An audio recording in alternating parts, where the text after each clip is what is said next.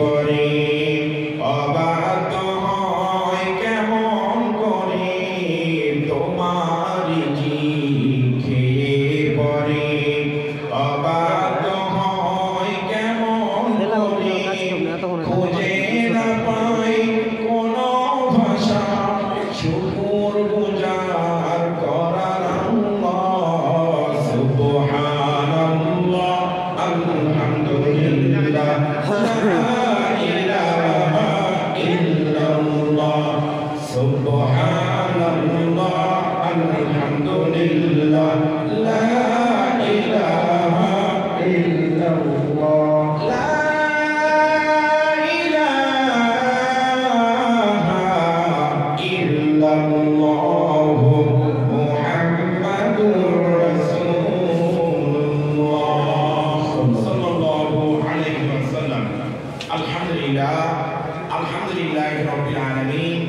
সমস্ত প্রশংসা শুকুর ও সুজুদ সেই মহান মনিব রব্বুল আলামিনের দরবারে, যে মহান মনিব রব্বুল আলামিন আজকে আপনাকে আমাকে এক এক মায়ের এক এক সন্তানকে দুনিয়াবি বিভিন্ন প্রকার অশ্লীল গঠিত কাজ থেকে ফিরায় রেখে যাবতীয় বালা মুসিবত থেকে হেফাজত করে, শারীরিক মানসিক সুস্থতার নিয়ামত দান করে, যে মহান মনিব রব্বুল আলামিন আল্লাহর একজন খাস ওলি শাহ কানু সৈয়দ হযরত ইকরামউদ্দিন আল কাদির সাহেব রাহমাতুল্লাহি আলাইহির দরবারে আসার এবং বসার, সেই সঙ্গে জান্নাতি প্যান্ডেলে জান্নাতি মেহমান হওয়ার সৌভাগ্য দান করেছেন।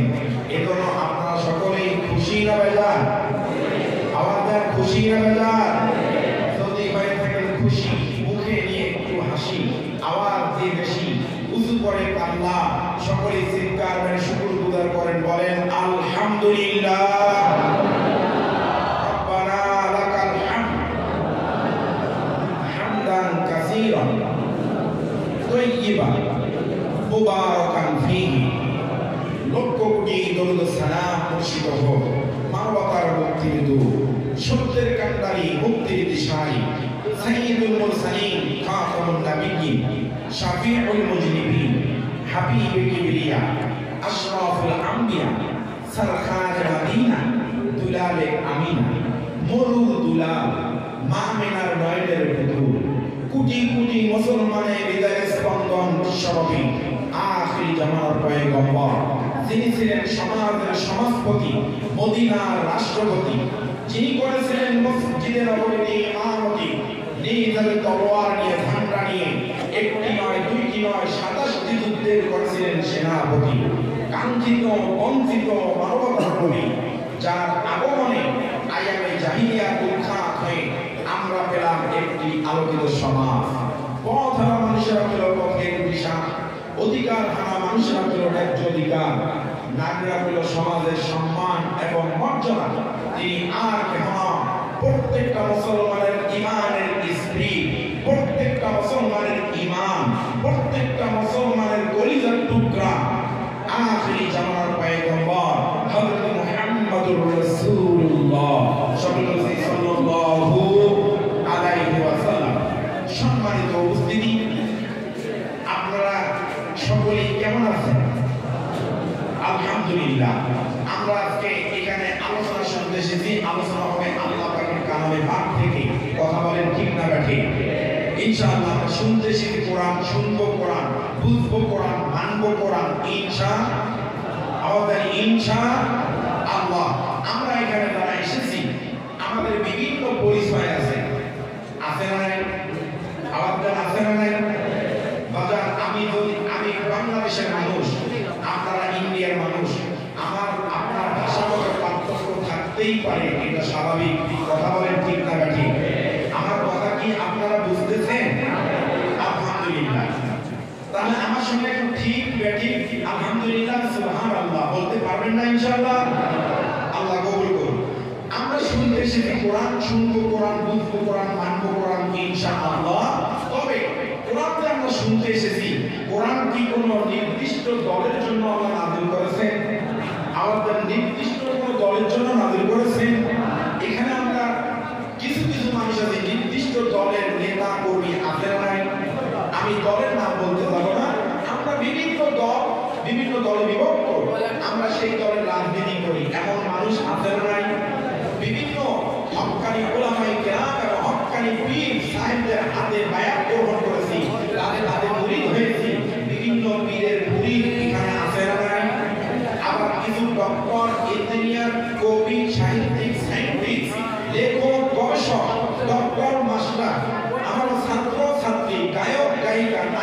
মালাইকা, তারপর আপনার ওলি আল্লাহ, পীর ওলি আল্লাহ, হাফেজ মাওলানা মুফতি মুহাদ্দিস, জিনারেল আলিয়া কওমি খালেদি রাফি ইত্যাদি ইত্যাদি এমন ধর্ম বর্ণের মানুষ এখানে আছে না নাই?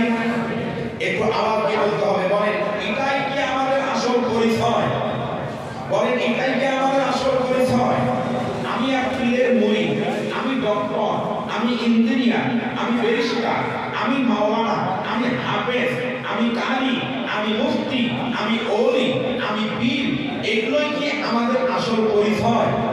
না, এটা আমাদের আসল পরিচয় নয়। আমাদের আসল পরিচয় হলো আমরা আল্লাহ তাআলার বান্দা, আমার আখির জামানার পয়গম্বরের উম্মত। আমাদের পরিচয় হলো মুসলমান। কথা বলেন ঠিক না ঠিক? আমাদের পরিচয় কি? আমাদের পরিচয় কি? মুসলমান। সন্দেহ আছে? কারা কারা মুসলমান? হাত তোলেন তো, লিল্লাহি তাকবীর। আল্লাহ কবুল করবেন, আল্লাহুম্মা আমিন। আমাদের পরিচয় হলো আমরা মুসলমান। তাহলে শুনতে এসেছি আল্লাহর কোরআন, তাহলে শুনবো কোরআন, বুঝবো কোরআন, মানবো কোরআন ইনশাআল্লাহ।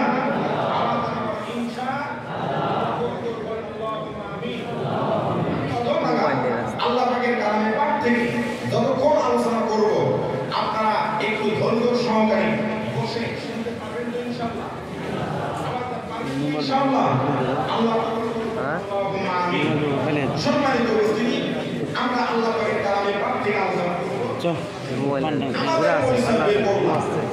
আমরা আল্লাহর বান্দা, নবীর উম্মত, আমাদের পরিচয় হলো মুসলমান। এখন আমাদের পরিচয় শেষ। এখন আমরা কোরআন থেকে আলোচনা শুনতে এসেছি, যে আল্লাহর ওলির মাজারে এসেছি, এখান থেকে আজকে আলোচনা শুনবো ইনশাআল্লাহ। এই কোরআনের পরিচয় আমরা বের করব। এখন কোরআনের সঙ্গে পরিচিত হয়ে নেই।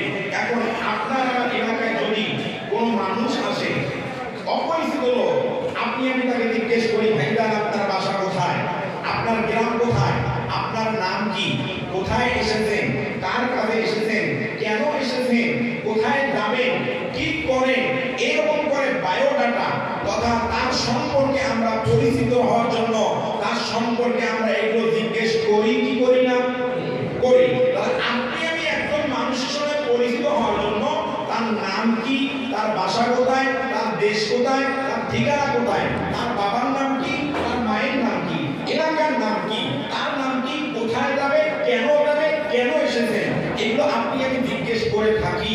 এখন আপনার আমার সংবিধান হিসেবে আমার আল্লাহ তাআলা কোরআনুল কারীম খানা দিলেন, এটা কেন আসলো, আসার পিছনে কারণটা কি, কে পাঠাইলো, কেন পাঠাইলো, কার উপর পাঠাইলো, কবে পাঠাইলো, কোন মাসে পাঠাইলো, এটা মানলে হবে কি, না মানলে হবে কি, এটা মানলে উপকার কি, না মানলে ক্ষতি কি, এটা মানতে হলে কিভাবে মানবো, এটা কোরআন থেকে পরিচয় নেওয়ার দরকার আছে না নাই? সকলে আওয়াজ বলেন আছে না নাই? আসেন আল্লাহ পাকের কালামে পাক থেকে আল্লাহ পাকের কোরআনুল কারীমের একটু পরিচয় সংক্ষিপ্তভাবে জেনে আমরা মূল আলোচনায় চলে যাব। আমি আশা রাখি, যদিও সুদূর বাংলাদেশ থেকে এসেছি, আপনাদের কথা আমি যদি আলোচনা করি ইনশাআল্লাহ আপনাদের ভালো লাগবে। আমি আশা করি আজকের আলোচনা যদি শুনে বুঝতে পারবেন যে মনে হয় এই আলোচনা অনেক আলেম ওলামার মুখ থেকে আপনারা শোনেন নাই, হয়তো নতুন আলোচনা শুনতেছেন, এমন লাগবে ইনশাআল্লাহ। আমার বন্ধুগণ ভালো করে কান লাগা শুনেন। আল্লাহ রাব্বুল আলামিন তার মহাপবিত্র শীত গ্রন্থ আল কোরআনুল কারীমের ভিতরে সুন্দর করে तमाम দুনিয়াবাসীর মানুষদের উদ্দেশ্যে জানিয়ে দেন, বান্দারে এই কোরআনুল কারীম কারা বান্দা তোমার জন্য নাযিল করেছি। কেন নাযিল করেছি, কিসের জন্য নাযিল করলাম? বান্দারে এই কোরআন মানলে হবে কি, না মানলে হবে কি, কোরআন মানলে উপকার না অপকার, বান্দা কিভাবে মানবা, কেমনে মানবা। ও বান্দারে এই কোরআনুল কারীম তোমার জন্য নাযিল করলাম, কবে নাযিল করেছি, কোন মাসে নাযিল করেছি, এই সমস্ত পরিচয় পাওয়ার জন্য যদি আমি আল্লাহ পাকের কালামকে প্রশ্ন করো, কোরআনুল কারীমকে প্রশ্ন করো, আল্লাহর কোরআন এমন একটা বাস্তব মুজিজা, আপনার সকল প্রশ্নের উত্তর সঙ্গে সঙ্গে দিয়ে দেবেন। জোরে বলেন সুবহানাল্লাহ।